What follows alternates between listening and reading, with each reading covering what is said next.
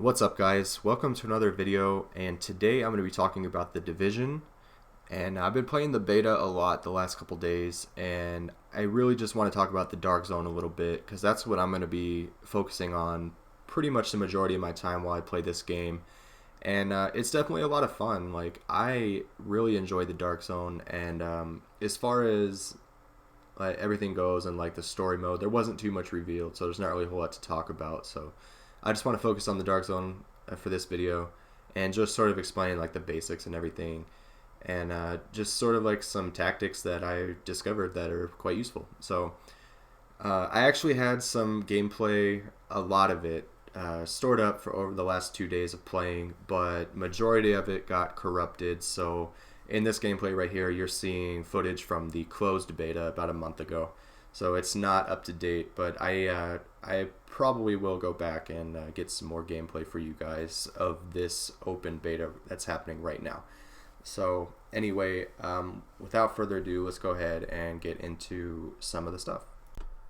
Okay, so looking at the skill mods, first we're going to look at the pulse. So for the mods available, you have the Recon Pack, which the pulse has an increased range and is capable of locating nearby loot containers.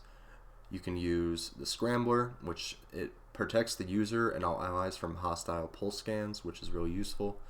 And then the Tactical Scanner, damage is increased when attacking any hostile targets identified by the pulse scan. So as you can see, the pulse not only letting people know that you're there, but also have the ability to hide your teammates or to do extra damage to your teammates or to have an increased range on there. And if you're looking for loot, I mean, that's also a nice one there for the Recon Pack. So that's definitely a good skill right there. And I won't go over the master ones because they weren't available in the beta and I don't have any opinion on them. So moving on now to the first aid skill. As you can see, none of the modifications were available in the beta. So we actually won't go over any of that, but I do know that there's some very useful ones in there. I can't wait for the real game to see those. Going to the sticky bomb modifications here. It's called BFB. Increases the range and radius of the explosion and may cause targets to bleed. That would seem like the most obvious choice to go to, but actually these other ones are both pretty good, so I'm going to show you those. Flashbang. The bomb explodes with a non-lethal effect that blinds and disrupts all targets in range. That one's actually extremely useful. It keeps them from using their abilities, so they can't heal, they can't use their sticky bomb, they can't they can't do anything with their abilities. So it's actually quite useful to use the flashbang. And then the last one, proximity fuse. The bomb explodes automatically when a hostile target is within range. So that's nice. You can use it as a trap. You just set it on the ground and you don't have to worry about pressing the button or anything. It just automatically does it for you. So you can just place it on the ground, forget about it, and if anybody comes in the general area within the time that it's on the ground, then they will automatically explode and take the damage from it. So very useful there. Moving on to the shield. The shield modifications weren't available for the shield during this beta, so I'm not going to go anything over that as well. But the turret also didn't have any modifications, but the turret is very useful as well. Just placed it on the ground, it fires lots of rounds down range at enemy targets. It's very nice. So I think that about does it for the skill abilities. Let's go ahead and move on to the next topic. Okay, so looking at the next part here, you'll notice the weapon modifications you can put on. They're different for every weapon. So you can see for my assault rifle here, I can put up to 4 attachments on my assault rifle and a weapon skin if I really wanted to, but I obviously don't have any weapon skins, so I couldn't do that. But you notice here, you can, for the muzzle attachments, you can go and put any of those attachments on there you want. And if you're already using it on a gun, you'll see it has that little link in the left corner of the weapon attachment, and so you know that it's already equipped on a weapon.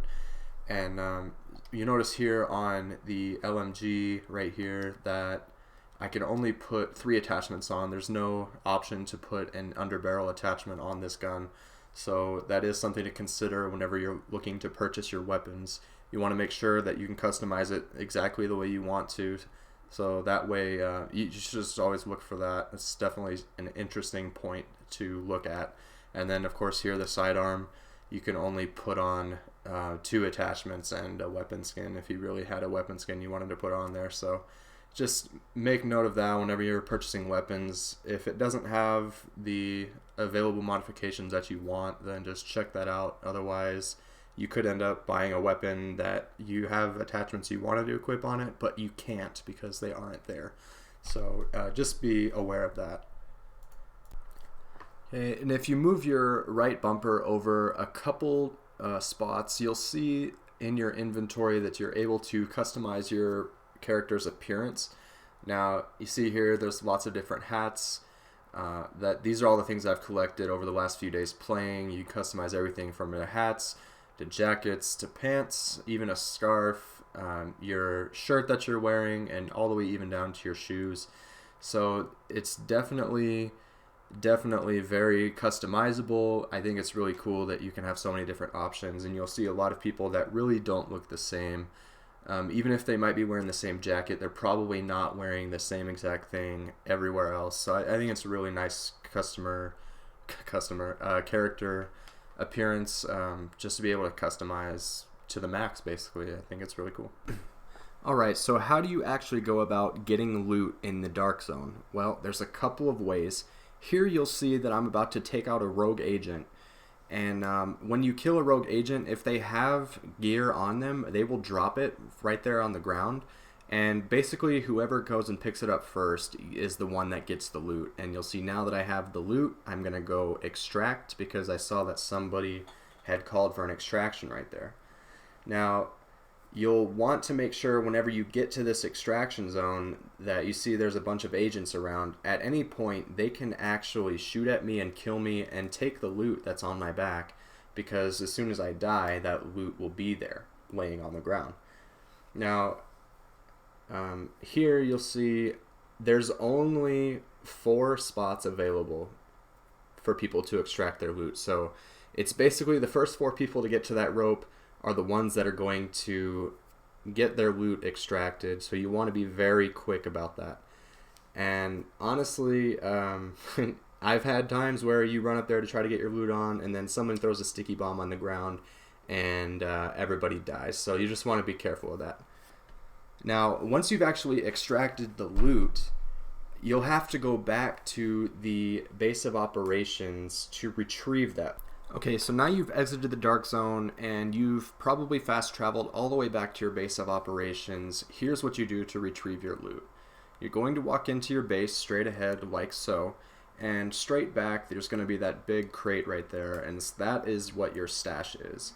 Now your stash is only capable of holding 30 items, so you're going to want to make sure that whenever you go to grab loot in the Dark Zone that your stash isn't full, because chances are making that trip back and forth from the Dark Zone to the base of operations is pretty lengthy walk, so it's not something you're going to be doing all the time. Now you'll see once you get your loot in there, all you got to do is press square over all the items and it will immediately put it into your inventory, and then you can do what you want there, whether that's deconstructing it for parts or whether you want to sell that for more credits. It's up to you.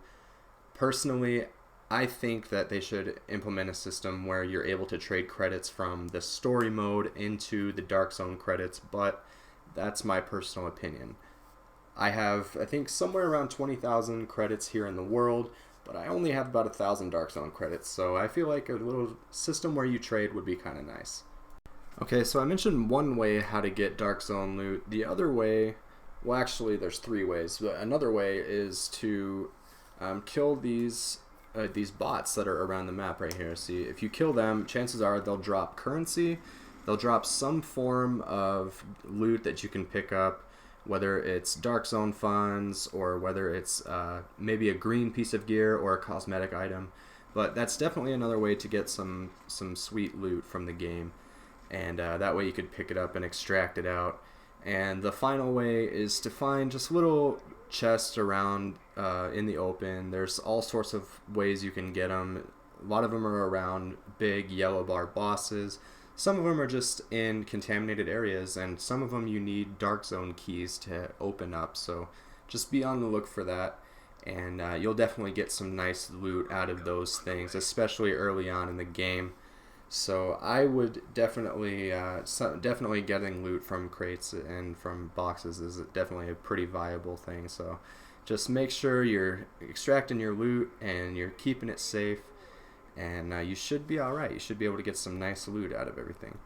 Alright, so you saw me kill that rogue agent as one of the ways to get loot, but another way to get some nice Dark Zone currency is to actually go rogue yourself and be able to survive the timer.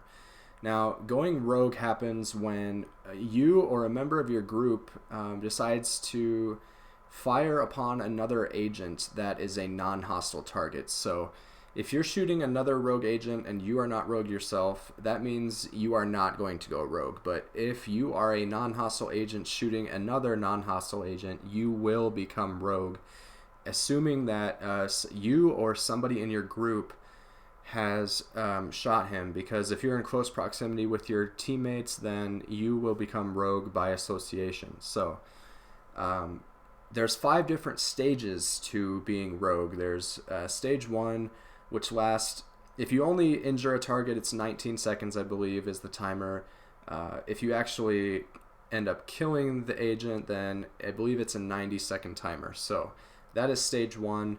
And there's up to 5 stages, and by the time you hit stage 5, that will effectively be called a manhunt, and that alerts everybody on the map exactly where you are, and everybody is trying to get to you to take you out, because there is a massive bounty on your head when you have a manhunt out for you. So that's basically a 5-minute timer. You have to survive 5 minutes against people, and it's very, very tough to survive for 5 minutes because people are respawning, they're running back to you, and if you have a group of agents coming at you, then it's going to be very, very difficult to survive for 5 minutes. Me and my group actually did. We were able to survive by going to underground in one of the tunnels, but even if there's too many people trying to attack you, then you're just not going to survive. And one thing to note when you're rogue is if you get shot by somebody, whether it's another agent or if it's a bot that's roaming around, then your timer will freeze for about 5 seconds or so until you stop being shot at, and then your timer will continue to go down. So if you're shooting at somebody or if somebody is shooting at you, your timer is not going to move. And for every person you down, it's going to add to your timer. So if you want to just go rogue quickly and you want to get out of there pretty soon and just get a little bit of extra currency for it, you're probably only going to want to down one person and then run away to safety somewhere. But if you're really trying to go for those high Dark Zone funds, then you're probably going to want to try to get a manhunt out for you. And if you can survive, then it's definitely going to be worth your time. But as you can see here, our whole team just got completely ambushed by a bunch of agents, and we just didn't stand a chance, and we definitely were not prepared for that. We were just sort of running around lackadaisically, but yeah, it's definitely very fun. When you're rogue, you can make it through some pretty cool stuff, but here we got taken out pretty quickly. So I think at the end of this video I might show a clip of us surviving for a pretty long time. It's definitely a lot of fun. I think there's just a few more things I want to note before I end this video. Number one being, if you have loot, you can go into a safe room and you can go into the checkpoints of the Dark Zone to restock your weapons and your ammo and all that sort of stuff. Your grenades, med kits, everything. And that's just good to know in case you're running low. Now, the only time that you can't do that is if you are rogue yourself or if there's enemies that are trying to engage you at the moment. So if there's a bunch of bots running at you trying to engage you, you can't actually go inside and restock. You have to take care of those enemies first. And the last thing I wanted to mention is if you have loot that you've picked up inside the Dark Zone, you cannot leave the Dark Zone and go back into the real world without losing all of those items. So if you have loot that's important to you and you want to extract it, then you really need to extract it or get rid of it and somehow deconstruct it, do whatever you want to do, but you cannot leave the Dark Zone with that loot on you. So I think the only thing that's really left to do here is just to enjoy the rest of this sequence here. I was so close to making it out of this alive, but in the end all the Asians caught up to me and gunned me down. But it's definitely had some nice jukes in there. I was able to make last quite a long time actually, with a lot of people on me. So I hope you guys enjoyed this video. This is by no means everything that's included in the Dark Zone and not all of the information. This was just a somewhat quick little video I just wanted to get out, just sort of explaining how the Dark Zone works. And yeah, I hope you guys really enjoy it, and I hope you guys found use to this video and it influences your decision in whether you want to get the game or not. So I will see you guys on the next video, and for sure in the future once this game comes out I will be posting more Division content as well as all of my stuff that I usually post. So I will see you guys on the next video, and thanks for watching. Joey, come meet me at the library. You guys didn't even come? I died. Oh, I thought you made it. I died too. Yeah, I'm spawning at the safe room though, so. I thought you ran out of your timer. They just killed you anyway? I had 50 seconds. Oh. Bro, my timer was like 200.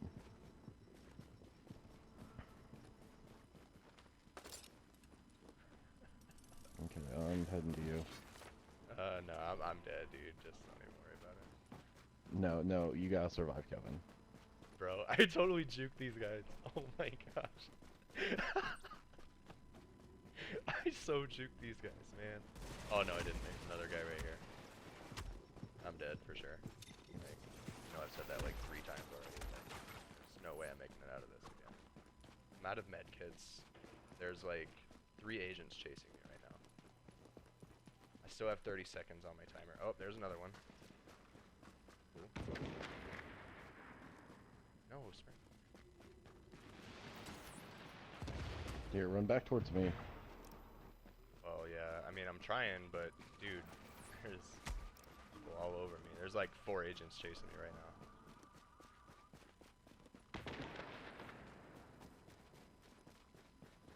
Oh no, there's 2 right there. Oh my gosh. Go.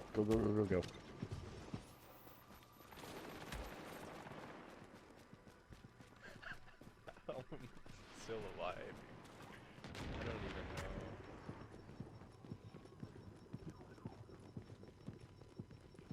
Keep running. Oh, is this it? I'm still fighting somehow. How much time are you at? Bro, I'm at 18, but they're right on me, so they keep shooting me. Like, I've been at 20 seconds for the last minute and a half. Oh shit, my controller died. Oh no. Dead end. Ah yeah, I'm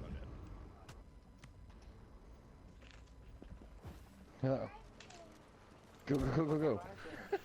But I'm at 89. I'm at 89 though. Dude, yeah, I'm down again. I'm about to be down again, for sure. Yeah. Go. Oh, he killed me, dang. Oh, but now he's rogue.